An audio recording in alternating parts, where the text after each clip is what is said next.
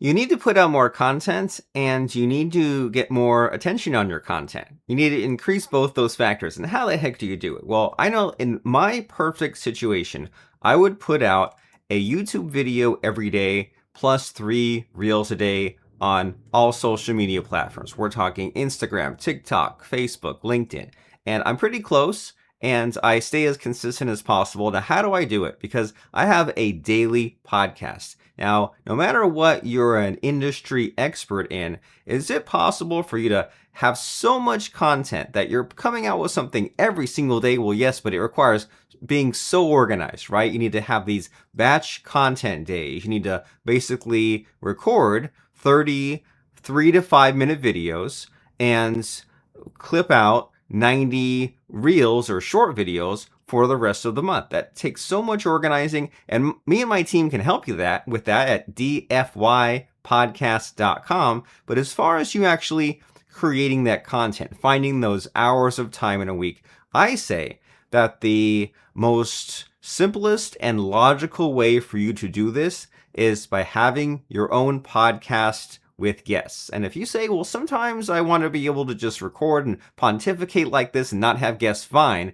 but get some guests on the calendar, get some industry experts, so that way they can help you create content, and some of those people will be on the path to being your future clients, and others will be on the path towards being your future referral sources. And you do it using 2 tools. The tools are Calendly and Riverside, and I'm showing these to you right now here. So I guess we'll start with Riverside, right? So Riverside is a tool that you use to record a podcast. It's like Zoom, but it's better quality. Now, the Zoom is great. It's simple. Everyone knows how to use it post-pandemic, but the problem with Zoom is the low quality. And it ends up being like kind of pixelated and small, and it's not in HD. And that makes sense because you want a Zoom call to be instant and for there to be just like no slowdowns when you speak to someone,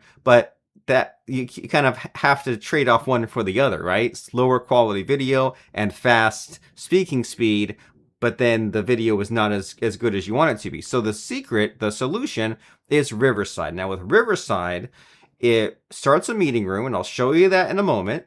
And then you have that Zoom conversation. You see the person and you're kind of a little pixelated on each other's video sides, but then as you're speaking, it slowly trickle uploads the higher quality version, and then when you're done speaking, then it uploads the rest. So you get the best of both worlds, right? You get the instant but low quality video as you're speaking, and then afterwards it uploads a 1080p or sometimes even a 4K huge video file, which then when you use it on YouTube, it looks beautiful. When you cut it up into reels, it's not like condensed and condensed even more. I highly recommend for a podcast, record video, don't have it be just audio. And if you want to start with Zoom, great, but definitely graduate at some point to Riverside. And here's how it works. It's riverside.com. And then we have these different studios. So basically a different podcast is a different studio. And so my show is called Marketer of the Day Podcast. And what we can do is click on this gear icon, I believe. And this is where you name your show, but if you want to make another podcast or show, you click on New Studio. But this way you can just have different rooms. But you might just have just the one room, right? Marketer of the Day Podcast. And what we'll do here is we'll click on the home button. And then when it's time to start, you can click on this Open Studio on the sidebar or record. So let's click on this. And here I am on camera. You put your name, you say, I am using headphones or not using headphones. That enables the noise cancellation. And then you drop down and choose your web camera and your microphone. I like to use a Logitech 4K camera and a Samsung SAM-SON microphone. You click on Join Studio. And here we go. Here I am once again. And what you do is here's this invite someone to join remotely, and you just copy this link and say you had a friend right this instant that said, hey, I want to hop on a podcast right now. You just click on copy this link and you paste it. And this link right here is what they use to join your Riverside meeting room. And here's what it looks like. It just says like Riverside Studio and has all this extra stuff at the end. And they join this, and then they will be shown side by side with you. So here's you, and they'll be right there next to you. And as soon as they show up, you can click on this record button, click on start recording, and then as you speak, then it's all on there. And like I said, it records the low quality instantaneously in the moment and then uploads the higher quality later on. And there's not much to even do here, right? There's like a chat box like in Zoom, but for the most part, it's just give them the link. And if you lose your place here, you can click on invite and you can put in their email and Riverside will send them a message saying, hey, join the room, or click on this copy link. But then they show up, you click on the start recording button, and then you record until you're done, then you click stop, and then you record until it's time to leave, and then you end session for all. And here is what we end up with. So when we are done and it uploads, and by the way, if you or them close the Riverside room on accident, you go to riverside.fm/upload. And I don't really know exactly how it works, but your computer just somewhere stores the pieces of the recording that maybe you haven't uploaded yet. So at any time, riverside.com/upload. And then for you or them, if the Riverside area shows like incomplete recording, you just send them to this and it will, upload everything that it has. So then you end up with these different projects. And we go to these different recordings. So here's a recording I just did a few minutes ago. You can see wearing the same blue shirt. And you click over here. And I think I had to rename this to match the guest name appropriately, but it gives you these different tracks, and you don't really need to use these. Like if you wanted to dump out like just the video on his side, you could. So if you really have a team that has super fancy editing and you can switch back and forth, you can download the individual tracks. But what I like to do is go to all participants, and then over here, download, and then export 1080p grid. And it will open up this web-based video editor that has a couple of amazing features if you haven't gotten into AI video editing lately. And the biggie is that instead of having to really carefully edit the way you did in the old days, this editor shows you the words that are spoken out. And so you can scroll through, and if you say you didn't like this one sentence, instead of trying to find the time code, you just highlight the sentence, and then you can click on this delete to like take that whole visual part out of it, or even the mute to say if there was like background noise to mute that part. And so what we do is I do very minimal editing on this. I click on the very top where there's these dots, which means there was a pause, and I click on the delete, the trash can, and then I go to the end where, see, like we say, thank you for being here, and then thank you, Robert, heck yeah. So I think that it doesn't, like when I hit stop recording, I think it still records like an extra 2 or 3 seconds. So we'll just make sure that we end the recording, and we'll say thank you for being here, and then that's the end of the video there. So, and then, anywhere along here, there's all sorts of buttons, all sorts of tools where if you don't like part of what was said, you can edit it, change it, all that good stuff. But what I like to do here is I go to this button that says AI tools, and then I go to smart layouts and click apply. And so this is just one of the coolest features because you saw a moment ago that it had a side by side. But then the smart layouts, it just kind of switches. You see, sometimes it switches to me, sometimes it switches to him, sometimes we're side by side. And so the AI, it doesn't always default to who is speaking, but it might just show like one or the other or side by side. And I just love that effect, how it changes it up every few seconds to keep it more exciting. And that's like a rule of television where they say, don't keep it on one shot for too long, keep on switching it around. And so that one click, the AI tool smart layouts. And so that's it. That's all the video editing we need to do. And then we click on share. And then I click on both of these settings. I click normalize audio levels. That means if one person has loud sound, other has low, it equals it out. And then remove background noise. And then I click on export video. And I already did that a moment ago. And then what it does is it will crank away for about 5 or 10 minutes. And then once it's done exporting, then if we go to the recents, then we can see like here's what we were just now editing with this other one that exported 31 minutes ago. We click on this download button and it downloads the audio file, the MP4 file, so that way we can get to our video recording. And then what I do, and this is just how I keep things organized, I have a Google Drive folder.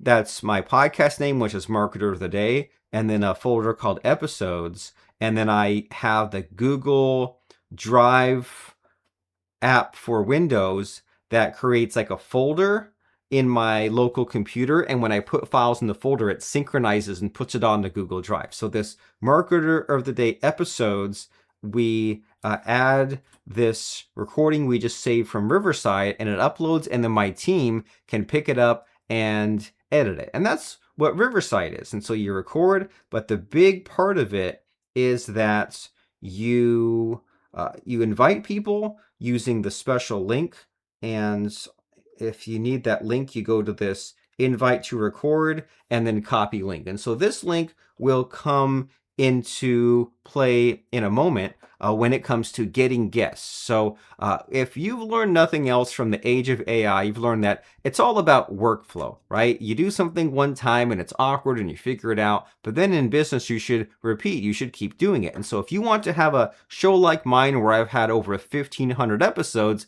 you can't wing it every time. You need a process, you need a routine. And the way to get that routine figured out is this tool called Calendly. It's a scheduler, and I'm sure that you've scheduled time with experts, coaches, people before. And what you do is you go to someone's, this is my calendly.com/robertplank/meeting. And when we go here, we see my office hours or my available time slots. And what I've done here is I've set this up with Calendly, and I told Calendly, well, maybe I'm available Monday, Wednesday, and Thursday from 1 to 5 p.m. and look on my Google Calendar. And if I already have appointments, then remove those from the schedule. And so someone can see, okay, well, he's available on May 28th at 3:05 p.m. And I can click on and choose a time slot here and enter my name and email address and answer some questions and get a text message reminder and prepare for the meeting. But that's what Calendly is. It's a scheduler that synchronizes to your calendar so that you can have office hours. And the best part is the synchronization. So I use Google Calendar, which synchronizes to my computer and to my phone. And so if I already have appointments, this makes sure to not overlap. But when someone books an appointment with me, it adds this to my calendar so I know to show up, and it reminds them so that way they can show up as well. And what we do to combine these two resources is we take this Riverside link and we include it in after they book the meeting with us. So we can say, if you want to be my podcast guest, and I'll actually show you that. So I have calendly.com/robertplank/VIP. And if someone registers to be a podcast guest with me, they choose the time slots. So say they chose June 2nd.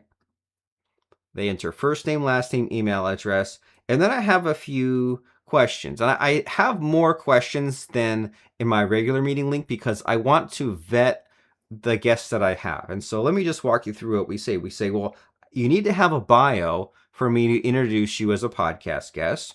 You can give me the questions to ask you on our show. And here's a link on the sidebar so you can see what the show is all about. Our team manages podcasts. So here's like what I do for a living. Here's my offer. So I say if they're interested or not. And then a few things to prepare. I'll say what's makes you unique, what's a powerful quote you can share, how did we meet, where do you intend to promote our show, and what is your physical mailing address. And I'm sure that if you're not used to filling out these forms, you say, oh, why does this guy have so many things to fill out? But this is pretty standard. I've seen multiple page forms just to be a guest on a podcast. And hey, again, we're living in the age of AI. What you can do is if you have an existing about page on your site, bio, LinkedIn, social media, you just copy all of these and paste it in AI and it'll give you the answers anyway. So what are you complaining about? So that is what Calendly does. And I believe the price is $12 per month, but the free version will allow you to create just one meeting type such as this, and that's all you need anyways. So, and I think with the pay, if you want to like accept money, you need the paid version, but the free version will allow you to do all this. So here's what happens here is we go to Calendly, you click on create, and then the event type one-on-one. I've always just done a one-on-one Calendly meeting type. So duration, so what I like to do as far as like best practices for a podcast is block out 45 minutes. I mean, they say block out an hour, but I say even I like to do a 20-minute show. I say block out 45 minutes. That way there's time to speak before and after. And then for location, instead of Zoom or phone call, you have a custom. And then for custom location, you grab that Riverside link. So that's the real secret of connecting Riverside and Calendly. So we go to Riverside, copy this link that we created in our meeting room and paste it in. And then that way, when they add this to their own, say, Google Calendar, this will show up.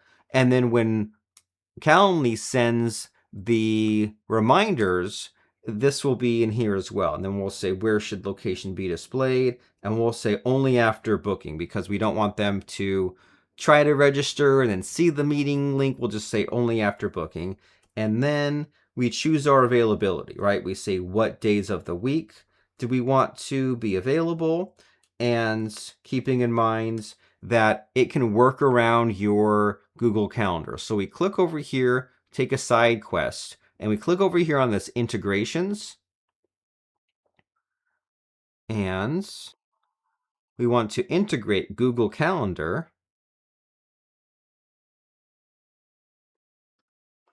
You click connect calendar account and log into your Google, and then you'll say that, well, I'll check, and you can click on this and choose which calendars it will schedule around. And then once you do schedule, you can tell it which calendar will it then schedule for you. So that's how it can read and write from your calendar. So anyway, we choose our office hours. Oops. Oh no, what did I click on? Okay, we choose our office hours, and then you can customize this as much as you want. So you can say like, you can choose the URL. So right now this will be calendly.com/robertplank/new-meeting. So you make it like podcast-guest. You can add a buffer before and after. So you can add yourself, you can say like, well, the meeting time will be 45 minutes, but I will say 15 minutes before and after any meeting. That way, say I need to pick up my kid from school, I need to do a podcast, but I need time to say they schedule right before, I need time to get to school. And you can set all kinds of rules, but that's basically it. And the other part I like to do a lot are the notifications. And I like to load this up as much as I can. So what I do is I say that we'll invite them on the calendar, and you can customize all that. And then somewhere in here was that wordage where we say, where I like to add a link to the podcast they're scheduling. So I add this 20-minute podcast interview. Here's the link to the podcast. So I believe that on the invitee form, our booking page. Okay, so description. Okay, so in the description, that's where you do that. And what's great is see there's like a hyperlink. So you can just say, here's this. And then if you want to link to your podcast, you can just highlight and make it a link. And then, so we've added the description, we set the URL, and we set notifications. And so to show you the notifications that I usually set, I think they allow 4, and I notify my guests as many times as possible at kind of weird, irregular hours. So I notify them, I believe, 23 hours before, and 4 hours before, and then like 51 minutes before. Now, why do that? Because let's say they registered for Thursday at 8 a.m. And if they're getting a notification Wednesday at 8 a.m., they're like, oh my gosh, all they see is 8 a.m. Oh my gosh, I'm late. But if they get a notification Wednesday at 9 a.m., they say, oh, it's after 8. I'm just getting the notification for next time. And so I can go through my meeting types here, and I have a lot. So we have Marketer of the Day podcast, and I'll edit this and show you what my settings are for this, right? So here we go. We have 45-minute duration. I've set my Riverside link in here. They can schedule up to 4 months out, and you have 4 hours notice. So you can say like, I don't want them to schedule more than a month ahead, and I want them to not be able to schedule today. So they need to schedule at least like 24 hours in the future. Choose your office hours. And then for those notifications, that's what we're looking for, right? So we invite them on the calendar, and then we send them an email immediately after they schedule. That way they have it in there. And then I send 23 hours, 1 hour, 10 minutes. And then also send them a text message. So here's what we say. I don't like to plan out the interview. We'll start with your bio, ask about your website. And then we just send it don't remind them 24 hours, invite them 23 hours. Don't invite them 30 minutes, invite them 10 minutes. So we send all these reminders.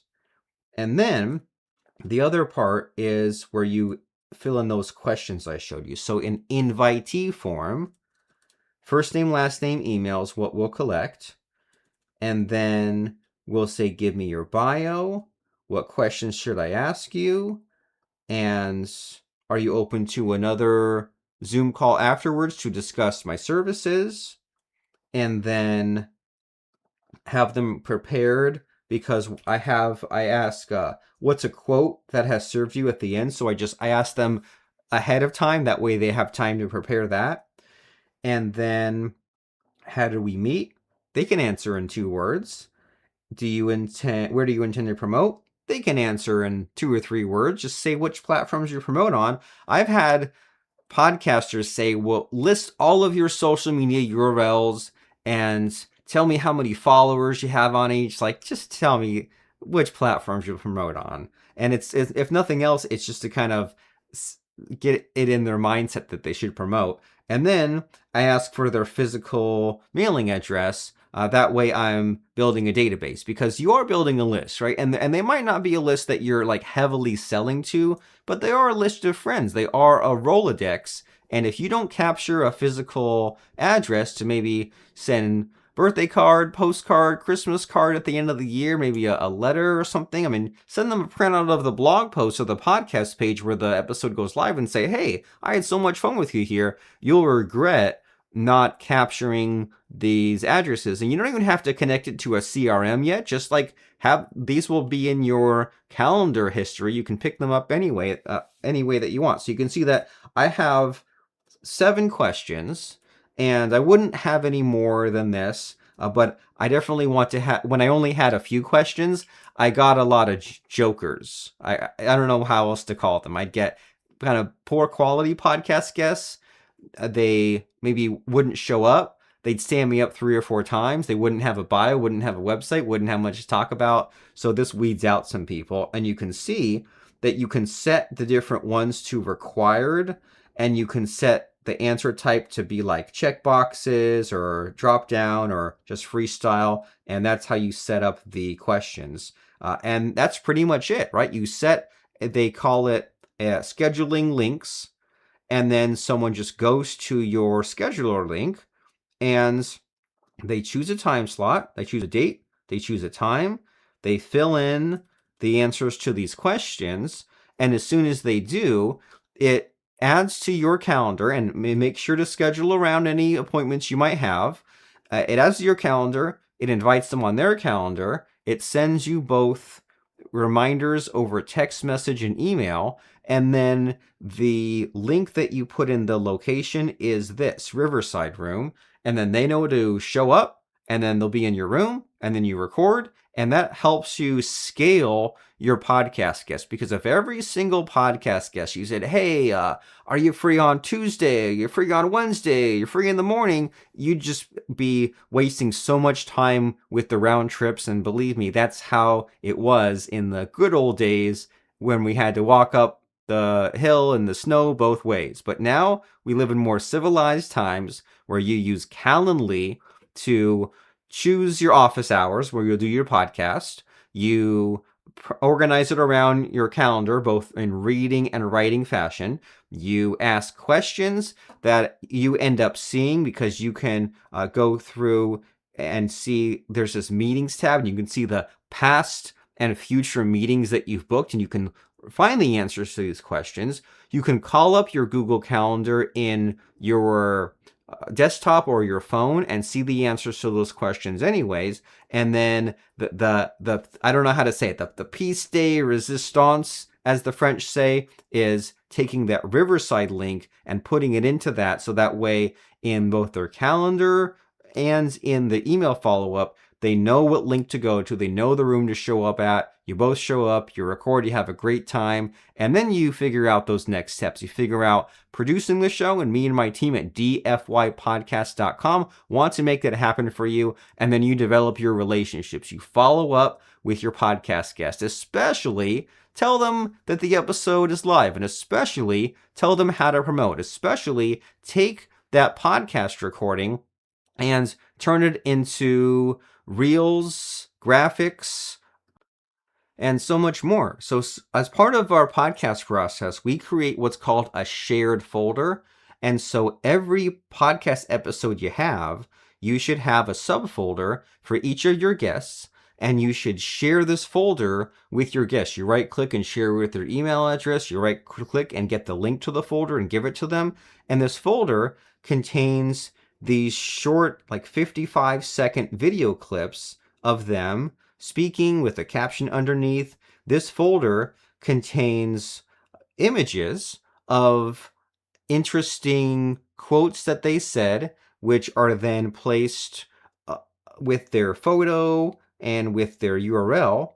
This folder has shareable items, so we say things like, well, hey, you can just paste this into LinkedIn and it's ready to go for you, right? It says we had this conversation. It says here's the URL. It has hashtags. So make it easy for your podcast guests. And but it's all about follow-up. And you should be following up with your podcast guests every 90 days. Hey, here's the episode that's live. Hey, did you promote it? Hey, can you promote it again? Can you leave a comment under the YouTube video, even if that part of it, right? We say, hey, go to this YouTube link, and you can say, thank you for having me on as the Marketer of the Day podcast. You can post one of these 3 links. So follow up, make sure that they amplify their appearance on your show. It helps both of you, right? And we said at the beginning, how do you be prolific and specific? How do you put out content regularly that also gets attention? Well, there's the time factor, but then you might solve half of the problem where you say, okay, I've recorded all this content, but then I post it on social media and then no one sees it, no one likes it, no one comments it. Well, if you have a guest like this guy, Rob Tabraki, then uh, it's in his best interest to promote it. So you post this, you tag him, you tell him to post it on his own platforms, you like and repost and share those. That's your built-in traffic, is all these other people who have their own platforms, their own following, that were on your show. Social media has the word social in it, right? You can't just create this content in a vacuum. No one's going to care. But if you can get your tribe, your fans, your people, so to speak, you have them on your show, they help you create the content, you then put it out on your platform, they help you promote. That's a more logical way to do it, but you can tell that there's so many moving parts. I mean, even heck, just the scheduling and recording took us all that time to talk about, and we want you to focus on those revenue generating activities, those high value tasks, which includes steering the ship of your business, working on your vision, your legacy, developing relationships. And that's why it makes the most logical sense for you to go to dfypodcast.com. We'll have a link under the video, and schedule a call with me, explore some of these possibilities. That way you can just focus on finding these people. I prefer LinkedIn to find my podcast guests, but people that are in your past associates, business partners, affiliates, joint venture partners, vendors, people you met at networking events, friends of friends, public speakers you want to know better, people that are in your second level connections on LinkedIn. There's so many places, so many people, and podcasting is a great filter. So you say, well, is this person a possible client for me? Is this person a possible relationship I want to have in my business? If they're afraid of public speaking, if they don't want to just show up on a Zoom for 20 minutes in this day and age, or I'm sorry, a Riverside, but if they can't be on video and articulate about their mission, vision, and values, talk about their business, then is that someone you really want to associate with? I'm not so sure. That maybe that person might be better off as a friend or someone else's employee, but podcasting is such a great filter. So find out for yourself. Try me out for 1 month, record a few podcast episodes using Riverside and Calendly to get the people scheduled. And then once you get those recordings done, then put them in the shared folder, send them to my team, and we'll create those reels, those graphics, those swipe files that we showed you, and get it posted on all your platforms. But the first step is to go to dfypodcast.com. We'll see you there. It's Robert Plank, and start using Calendly and Riverside right now. Run, don't walk. Go ahead and do it.